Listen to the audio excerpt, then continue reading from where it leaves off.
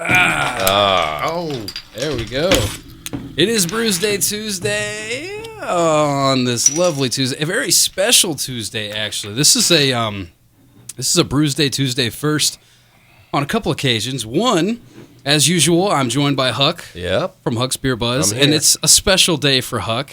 Yeah, it is. It's my real birthday. It's your real birthday. It's not Huck's birthday. He has a weird birthday. His birthday is April 7th, the day they freed the beer in 1931. But it's my real birthday. Dare I say your real name? I don't care. You never say yours. Well, no, go ahead. You can say it's on your email, by the way. Your real name. Well, then I'm not going down that train if we're looking at that.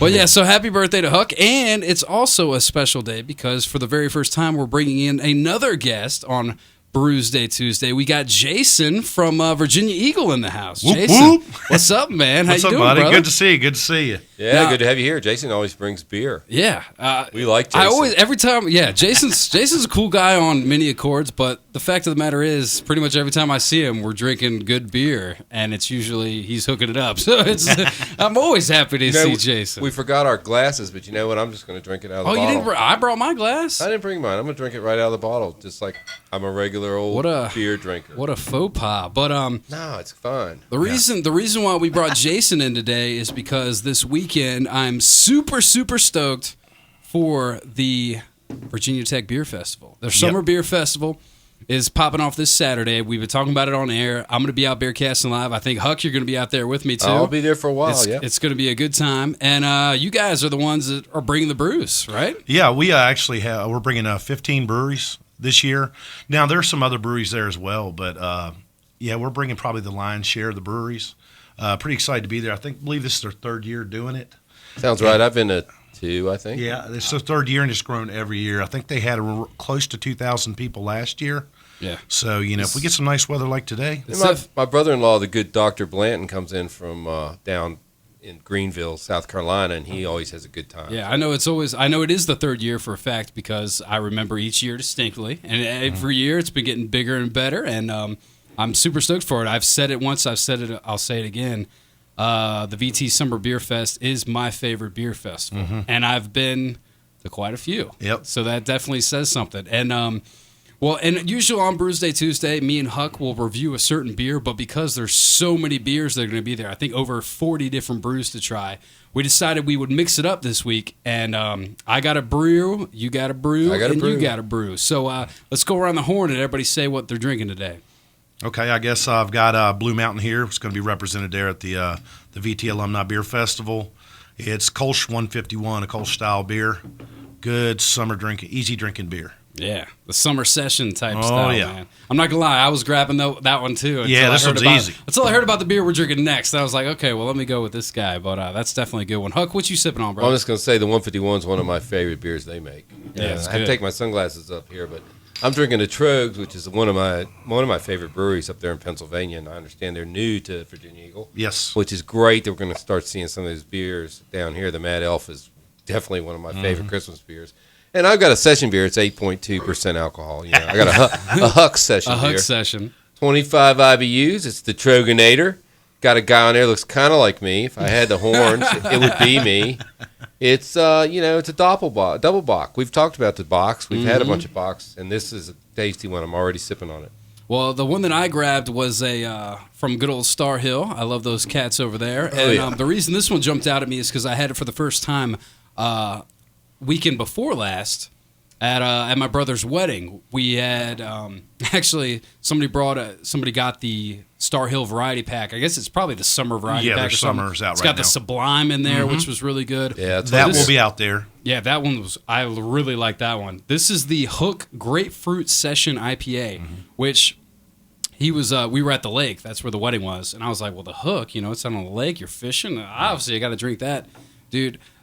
I'll tell you right now. I mean, Star Hill, they have definitely stepped their game up because they're one of those breweries that I always like the guys. The guys at Star Hill, real cool, and their bottles, their labels, and everything. But their beer wasn't amazing. Right. But this variety pack, I liked everything in it. So much so that when they went for a beer run, I threw down an extra 4. I said, get 2 more of those Star Hill variety packs. And we ended up drinking 3 Now, I don't know total. if your listeners are aware of it. There was a brewmaster change about a year and a half ago at Star Hill. Oh, that's so Mark Thompson, he was the former brewmaster and Mark founder. was cool. Super cool. Great guy. Love that guy. So he's retired, probably living on a beach somewhere. Yeah. But they do have a new, pretty slick brewmaster. He's taken some of the old formulas, which you'll see the names still exist, but he's tweaked them and absolutely everything for the better. Yeah, in the origins, and I was back there hanging out. I'm from Waynesboro, which is right over the mountain. I used to go to Star Hill all the time. Early on, I knew Mark, really early when they're just starting out. And, he kind of stuck with those recipes for a long time. He was, he would even make fun of people coming out with new beers, I won't say he called something hop scam, but I wouldn't say that. But he was a good guy. And I am seeing a definite change, and that's, I think, what the industry's headed that way is people are going to they can't sit on their laurels anymore. You got to move forward, There's so many different breweries popping up with so much different stuff to drink. If it's broke, don't fix it. Don't get me wrong, but even if some people don't like it, you got to at least keep coming out with some new stuff to keep them coming back to try other stuff. Right? And these IPAs he's coming out with, the grapefruit, there've been several that they've sent out to us, and they are just good beers. Really smooth. They've always done that. Some of their the Grateful. The Jomo. I'm not seeing the Jomo. Is that still around? Jomo is still around. Yeah. Jomo was in the that variety pack. Oh, is it in there? That was one of my go-to beers back when there weren't 5,000 beers to choose from. A little bit more of a malt forward characteristic in that now, right, than what it used to be. Okay, I'm gonna have to try the new version. Yeah. I really like the old one. And so, do you know what other Star Hills? You said Sublime, and then the Hook will be there. Yes, both those will be there. They have some other beers out right now on the tail end of the seasonal of. What was it? It's that peppercorn farmhouse ale that they have out now. I love a good peppercorn beer. Yeah, they've got several things, and they got several things in the works right now. They've got their debut series, which is one that changes every month. So a lot of these brewers now are doing their seasonals, which will go for a 3-month run. Mm-hmm. Then some people will do a once every 4-month run, a little bit heavier beer usually. And then some will even do a rotating series like Victory. You'll see one like every month and a half. Wow. So you'll see one, and they're like, it's like a point to what you said. You've got to change. Out here, like I put it with new cars. Well, there's a website I can't remember it, but it actually, if you search on Google, I'm sure you'll find it where they'll actually give you a calendar of every major brewery or most of the breweries, whoever submits to them, the release dates of all their beer. So you can download it into your own Google Calendar, so when you're looking for a beer, you'll know when to find it. Absolutely. Well, that's a good thing for you to have. Yeah, I do that. Definitely. I'm on that one. Then. Get them in for Brewsday. I don't follow a lot of stuff on the internet, but that's one thing I do follow. So getting back to the festival, so I know you said Star Hill's obviously going to be there. Yep.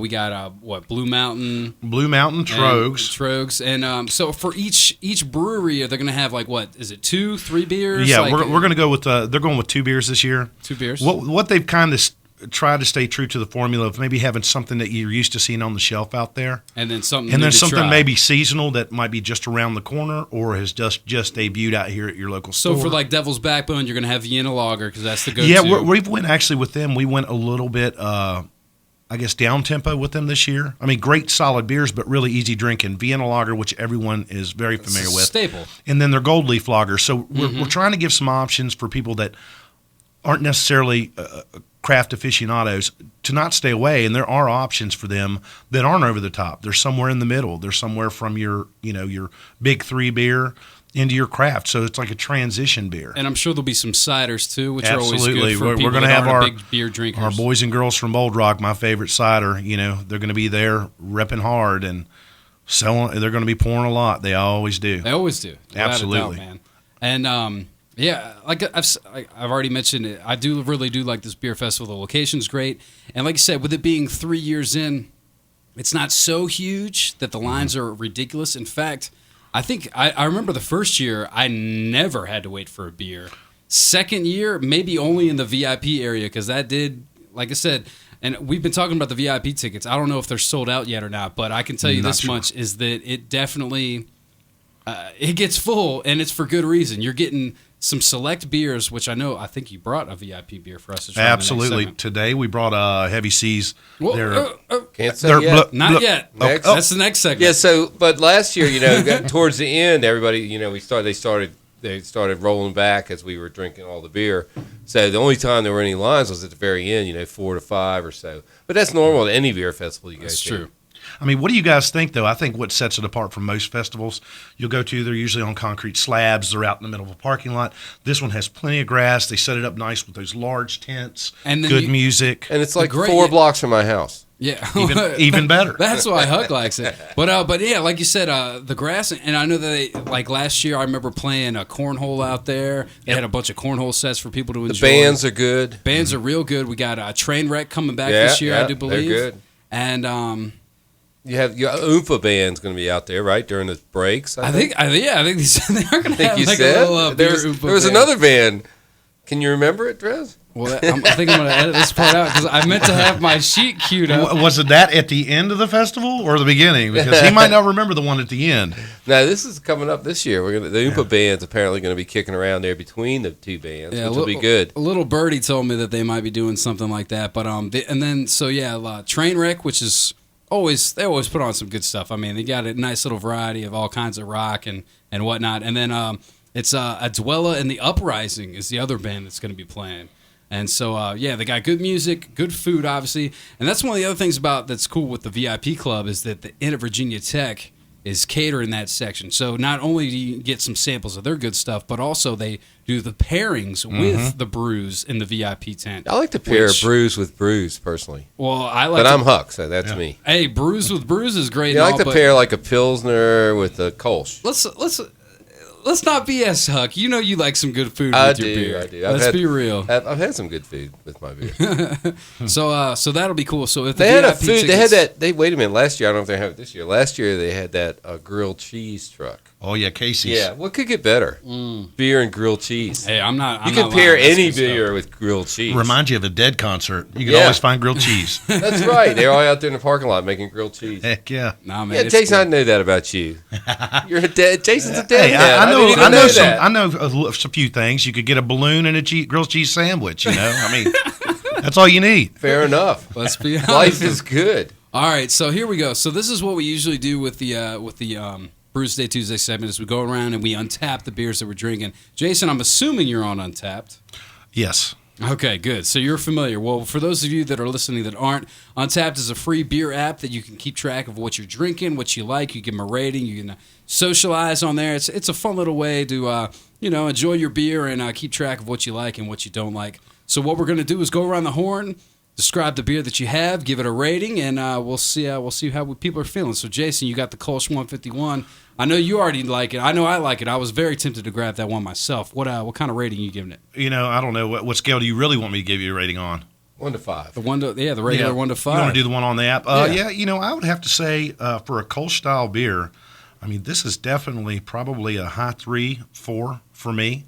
It's really light in body, but it still has enough flavor throughout from front to the back and finish. Not watered down, that watery finish that you'll find on some of the Kolsch's on the back end. Yeah. It's full body flavor throughout. I think Blue Mountain's done a really nice job with this one, and I can see why it sells so well. Yeah. Whoa. Pardon me. Nice. I didn't drink it, so I'm not going to untap it, but I can tell you right now, I have had that one before, and I'm pretty sure I give that one a little bit more of a bump just because Kolsch is my style of beer, man.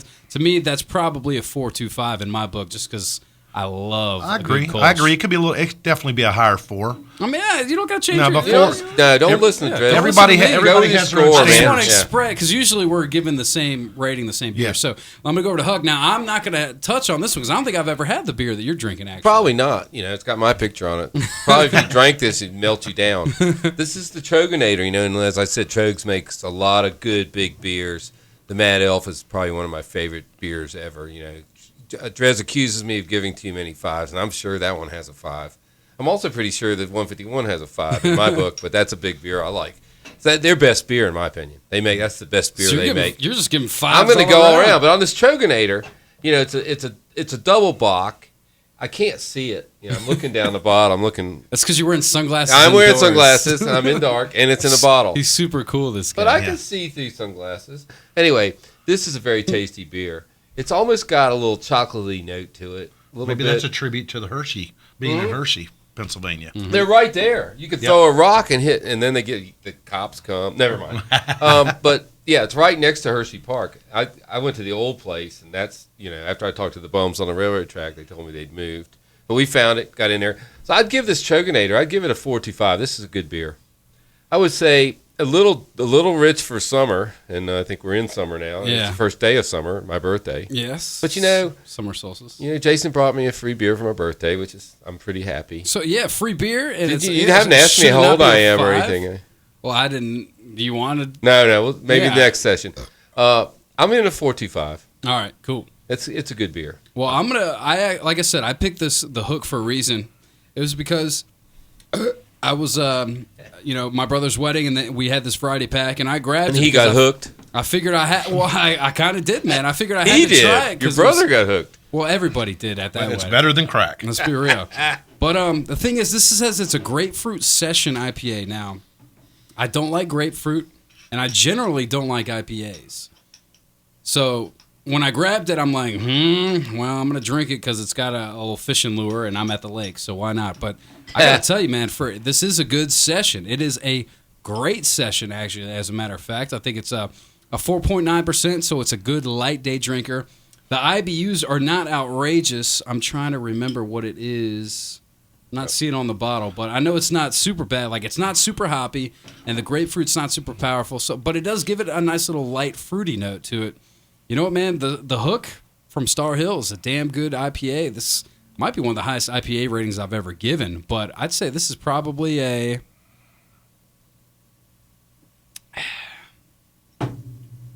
That suspense is killing me. 4.5. Whoa! For what it is, it's a 4.5. It's a good beer. But all right, we're dragging this on. We're gonna take a quick break. We'll play a tune, and then we'll come back and we'll see what is going to be in the VIP section of the VT Summer Beer Fest this Saturday. Holtzman Alumni Center tickets are still available. You can grab those at the Vintage Cellar. Yes. Kroger in Blacksburg. Both Krogers in Blacksburg. And then also, if you want to hop online, you can visit alumni.vt.edu/beer festival. We'll be sure to tweet that out or something. There'll probably be a couple tweets about it. That one's a little bit tough to remember, but you can find the tickets. And like I said, if the VIP tickets aren't sold out, it's something to look at because they're pretty sweet. But otherwise, it's $25 in advance, $35 at the gate. You're definitely going to want to buy them ahead of time. This is an awesome beer festival. We'll be back, and we'll talk more about it, and we'll pop open the VIP beer. And we'll find out how old Huck is. Oh, there's a tease. Right There you after go. this on Brewsday Tuesday. Stick around.